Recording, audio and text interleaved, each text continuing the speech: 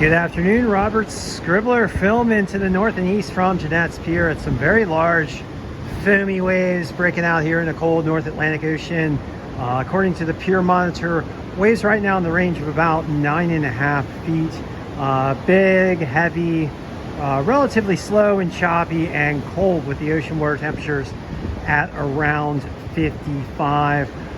More consistently for Nag's Head, according to the wave monitor, we've got 4 to 6 foot and choppy conditions. Swell coming from the east at between 6 and 7.5 feet, so and 11 seconds. So forming up in different ways depending on your location, but definitely very heavy here at the pier, as you can see. Of course, we're about 35 feet up on the top of the pier, which gives you a bit of an idea of the perspective. We've got some northwest winds blowing here in Nag's Head at about 18 miles per hour. Air temperatures are in the mid 40s at around 46 degrees, and we are getting away from a high tide at around noon to 1. It is about 140, 150 right about now. At Rodanthe, we've got 4 to 6 foot waves, semi-clean conditions, east-southeast swell coming in at around 7 feet and 11 seconds. Northwest winds 21 miles per hour. Air temperatures cold at 44. Ocean water temperatures a little bit warmer at 59, but not very warm. At Buxton, we got 4 to 6 foot plus waves and fairly clean conditions with a southeast swell at 6.4 foot and 11 seconds, opposing those northwesterly winds at 21. Air temperatures 45 degrees. Ocean water temperatures much warmer there at 65. And last of all, at Frisco, we've got 4 to 6 foot waves and fairly clean conditions. Frisco being the location where we're most likely to see the cleaner conditions here on the Outer Banks for this week.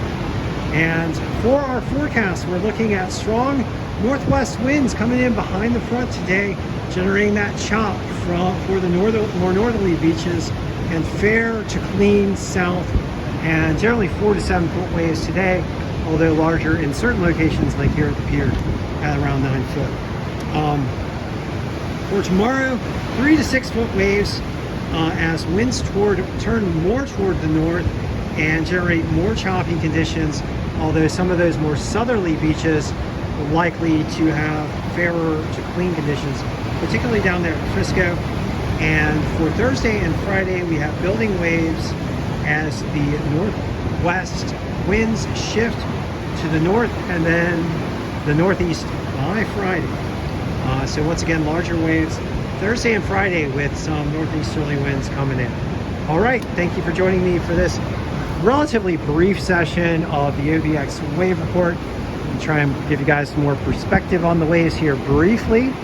And once again, please help do everything you can to help protect our coastlines from the impacts of climate change driven by fossil fuel burning. I do want to show you all the water on the beach right now and the beach erosion. We are just past high tide, and we have had a lot of onshore flow recently, which has pushed the water up the beach, which is causing those disappearing sand conditions. Sea level rise driven by fossil fuel burning exacerbates all the beach erosion and all the threat to the structures that are on the coastline, as well as the more intense storms driven by warming ocean and land surfaces. And then on top of that, we get ocean acidification from the carbon emissions driven by fossil fuel burning, as well as the terrible ocean heat waves that harm the health of our ocean itself. And the main action that we can take right now is the mass deployment of clean energy being wind, water, solar, electric vehicles, and green hydrogen produced by renewable sources, as well as the liquid fuels produced by green hydrogen. All right, so thank you for joining me for this session of the OBX wave report. Hope you guys get in the water somewhere and enjoy some good waves, or are looking forward to some good surf conditions wherever you may be. Much love to y'all, and hope you guys get wet soon.